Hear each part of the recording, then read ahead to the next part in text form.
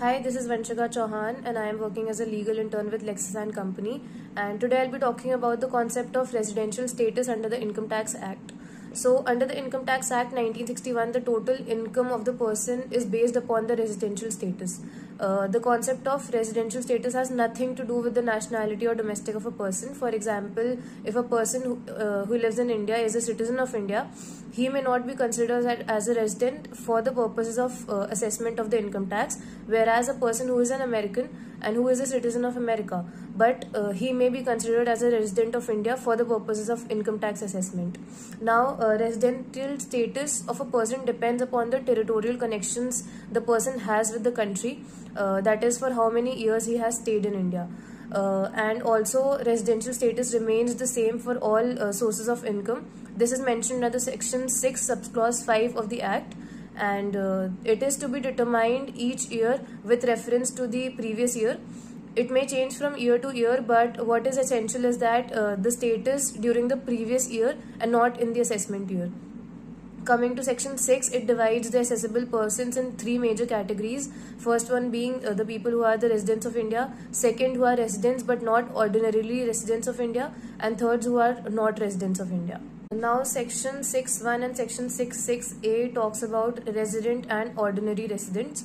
So to determine the residential status of an individual under section 6.1, it prescribes two tests basically. First one being that the person should stay in India for 182 days or more.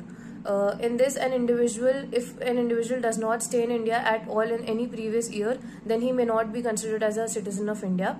Further, the 182 days prescribed may not be at a stretch. An aggregate of 182 days is enough in that year, and the onus to prove the number of days is on the assessee.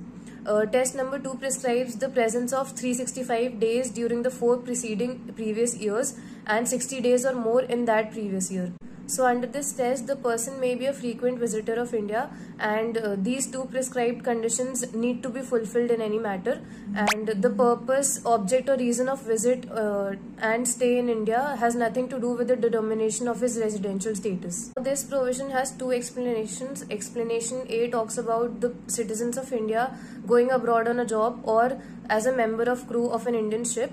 For this, the test provided under section 6.1 remains same, but test B, the words 60 days have been replaced with 182 days. Similarly, in explanation B, for Indian citizens and people of Indian origin, test A under section 6.1 remains the same, whereas test B, the words 60 days have been replaced with 182 days. Coming to the concept wherein the citizens are not ordinary residents, it is provided in section 6.6 of the Act, and a person is said to be not an ordinary resident in India in any previous year if such person is an individual who has not been a resident in India for 9 out of 10 previous years preceding the relevant previous year, or has not been in India for 736 days or more during the 7 previous years preceding the previous year. Now, and secondly, a person or a Hindu undivided family whose manager has not fulfilled the above conditions. Now, coming to the residential status of a firm, it would be a resident of India unless the control and management of its affairs is situated wholly outside India during the previous year, and it would be a resident of India even if a part of the control or management is in India. Now, talking about the residential status of a Hindu undivided family, it would be a resident in India in every case except where the control and management is wholly outside India. And in order to be a resident and ordinary resident, it has to fulfill two major conditions, which are that if the Karta or the manager fulfills the condition that he has been a resident in India in 2 out of 10 previous years preceding the relevant previous year, and that he has been a resident in India for 730 days or more in the 7 previous years preceding the relevant previous year.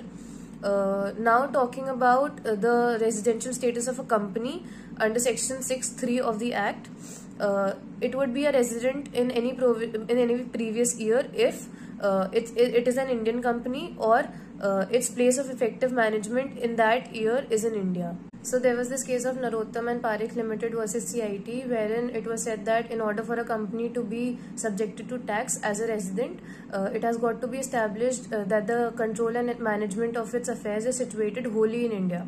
The expression control and management has acquired a definite significance. Therefore, any part of the control and management is outside the territory, taxable territories, then the company will not be considered as a resident of India. In this case, the whole business of the company was done in Ceylon, and the income liable to tax was also earned in Ceylon. So it is entirely irrelevant where the business is done or where the income is earned. What is relevant is that where the business is controlled and managed. Control and management, as under section 4AC, is central control and management. In this case, it was concluded that the head and brain of the company with regard to the business of its affairs was in Bombay and not in Ceylon.